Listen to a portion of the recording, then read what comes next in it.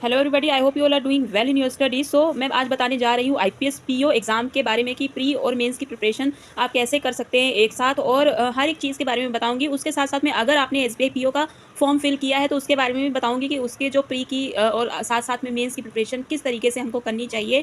तो ये आपके लिए बहुत ही ज़्यादा हेल्पफुल हो सकती है वीडियो, सो इसको लास्ट तक ज़रूर देखिएगा। तो सबसे पहले सवाल ये आता है कि आखिर हमको प्री और मेंस को हम कैसे साथ में लेकर चल सकते हैं, और मेंस में कौन सा ऐसा सब्जेक्ट है या फिर क्या क्या चीज़ें हैं जो अभी हमको करनी चाहिए, एंड बाकी प्रॉपर मेंस की प्रिपरेशन क्या हमको अभी से स्टार्ट कर देनी चाहिए या फिर प्री के बाद भी हम स्टार्ट कर सकते हैं। तो अलग अलग चीज़ों के जो भी आपके डाउट हैं आज ज़रूर से ज़रूर क्लियर होंगे। सो सबसे पहले बात करें अगर कि जैसे प्री का हमें क्या करना चाहिए, तो सबसे पहला सवाल आपके मन में ये आना चाहिए कि क्या मुझे ईच सब्जेक्ट मतलब हर एक सब्जेक्ट के क्या आपको कॉन्सेप्ट क्लियर हैं, बेसिक कॉन्सेप्ट्स क्लियर हैं। इसका मतलब ये कि अगर कोई भी टॉपिक का आप क्वेश्चन उठाते हैं, इसमें टाइमिंग मत देखिए, मैं टाइमिंग की बात नहीं कर रही हूँ, विदाउट टाइमर की मैं बात कर रही हूँ कि कोई भी क्वेश्चन आप पिक करिए तो क्या आप उसको सोल्व कर पा रहे हैं। सबसे पहला सवाल आपका ये होना चाहिए।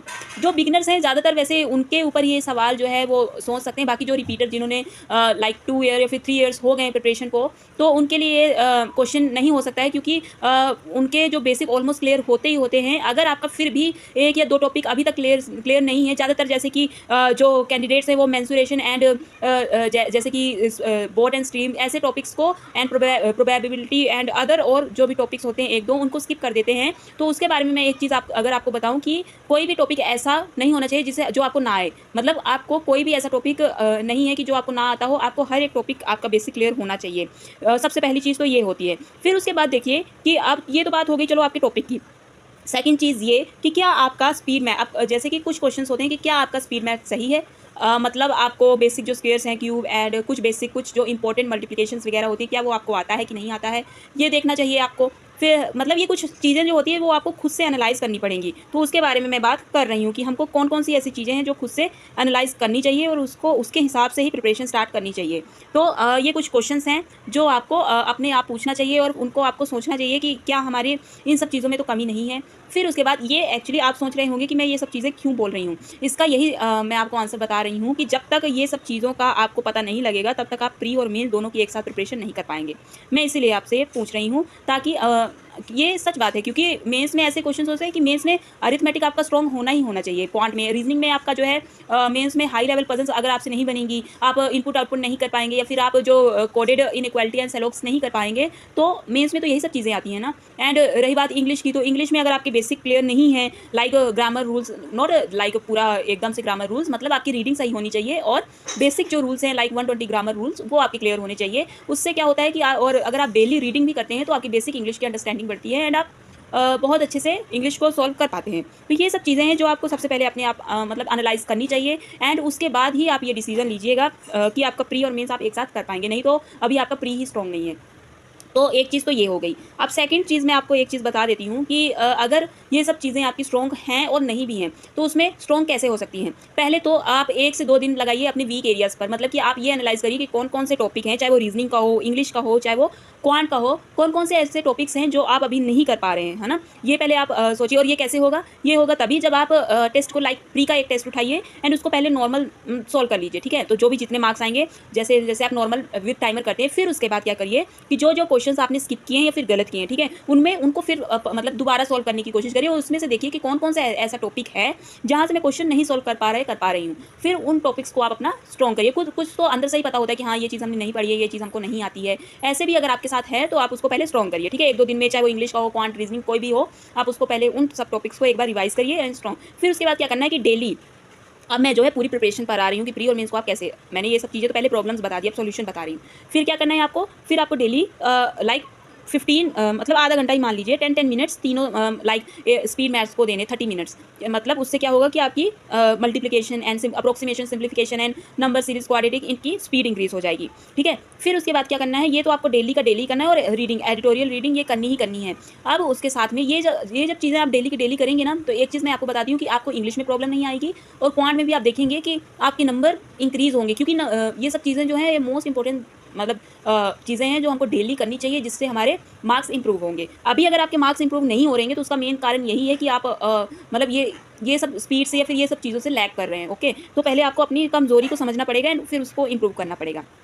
अब मेन बात ये आती है कि मेंस को में अभी हमको क्या पढ़ना चाहिए। तो मैं एक चीज़ आपको बता देती हूँ कि अभी क्या है कि प्री हमारा चल रहा है, ठीक है? और हमको मेंस भी साथ में लेकर के चलना है। तो आप ऐसा कर सकते हैं कि लाइक जो वीकडेज़ हैं, मतलब आपका जैसे मान लीजिए मंडे टू फ्राइडे, आप क्या कर सकते हैं मेंस के लिए कि आपको वैसे जो वीकडेज़ में मतलब प्री के प्रिपरेशन में तो आपको यही करना है कि स्पीड मैथ करना है एंड एडिटोरियल पढ़ना है, और उसके साथ-साथ में एक एसबीआई पीओ का, मतलब 2 पीओ के, एक एसबीआई एंड एक आईपीएस। एसबीआई और आईबीपीएस, इन दोनों के आईबीपीएस, इन दोनों के एक-एक मॉक आपको डेली, मतलब एक दिन में 2 मॉक, ये जो 2 मॉक्स हैं आपको डेली के डेली लगाने ही लगाने हैं प्री के।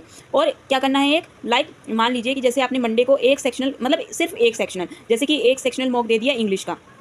फिर उसके बाद ट्यूसडे को क्या किया आपने, दे दिया एक मेन, ये मैं मेंस की बात कर रही हूँ, ठीक है, मेंस की बात कर रही हूँ, क्वांट को दे दिया। फिर नेक्स्ट डे क्या किया है, लाइक वेंसडे को क्या किया कि रीजनिंग का एक सेक्शनल मॉक दे दिया। ऐसे ही फिर वेंसडे के बाद थर्सडे और फ्राइडे को क्या करना है कि थर्सडे और फ्राइडे को आप मान लीजिए कि आप इन दोनों में से लाइक इंग्लिश का या फिर क्वांट का कुछ ऐसे भी जो भी आपको लगता है कि आपका वीक एरिया है उसको इंप्रूव, मतलब कि जैसे आपने ये तीनों सेक्शनल दिए, फिर आपको समझ में आएगा कि मेंस में आपको कहाँ इंप्रूवमेंट की ज़रूरत है। तो आपको थर्सडे और फ्राइडे ये 2 दिन इंप्रूवमेंट के लिए रखिए, मतलब कि मेंस के वो टॉपिक जिसमें आप वीक हैं एनालाइज करके उनको आप प्रैक्टिस करिए, वही चीज़ प्रैक्टिस करिए, इसके लिए दे दीजिए।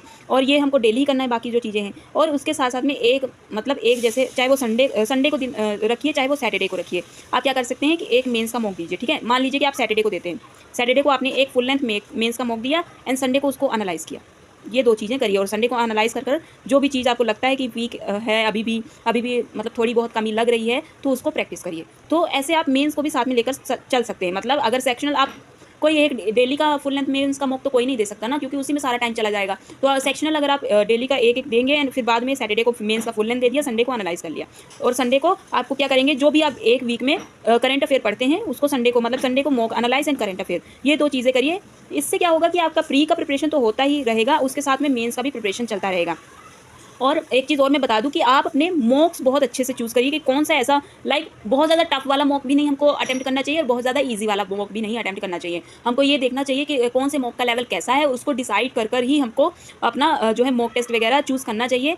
तो मुझे तो हमेशा से प्री के लिए मैं तो यही बताती हूँ, हमेशा यही बताती हूँ कि प्री के लिए आपको टेक्स्ट बुक एंड ओलिवोर्ड, ये 2 बेस्ट है मॉक, एंड मेंस के लिए गाइडली और ओलिवोर्ड।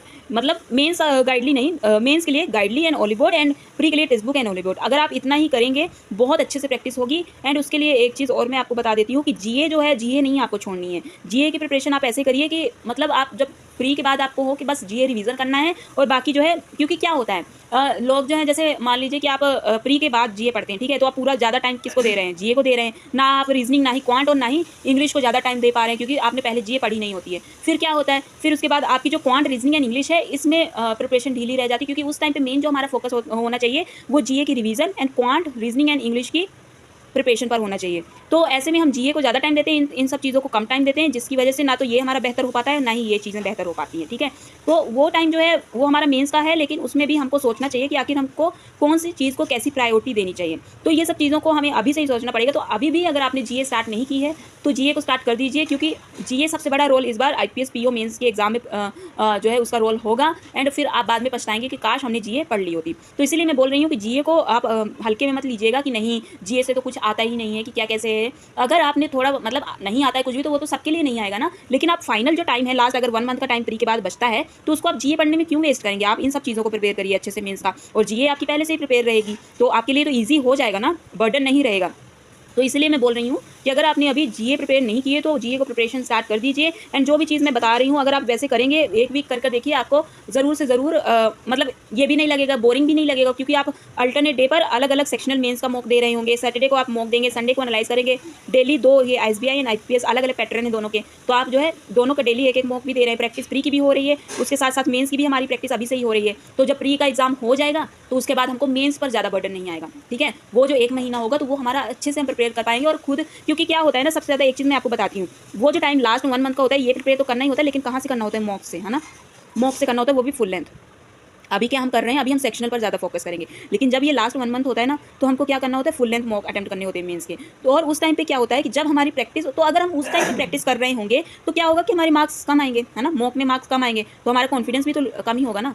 और अभी से अगर हम प्रैक्टिस कर रहे हैं तो उस टाइम पे जब फुल लेंथ मॉक देंगे तब हमें जीए भी हमारी प्रिपेयर रहेगी, और ये सब चीज़ों के भी हमने सेक्शनल मॉक दे रहे होंगे। तो क्या अभी से, तो उस टाइम पे क्या होगा, मार्क्स हमारे मॉक्स में इंक्रीज होंगे, और हमारा जब रियल एग्जाम होगा तो उसमें भी मार्क्स इंक्रीज होंगे।